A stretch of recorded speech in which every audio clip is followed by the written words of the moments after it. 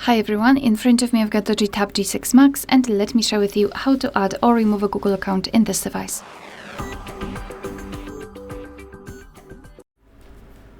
So let's begin with making sure that you've got the internet connection because it is required, and then let's go to the settings.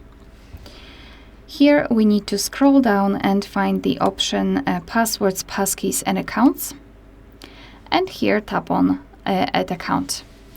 Choose Google. Whoa.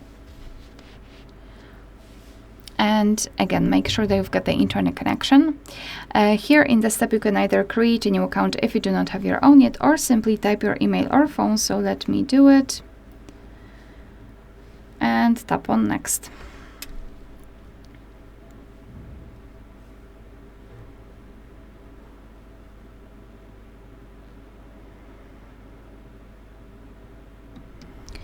So right here we need to enter the password, so simply do it and then tap on Next. Google Terms of Service and Privacy Policy, you can tap on them to learn more and tap on I agree after reading.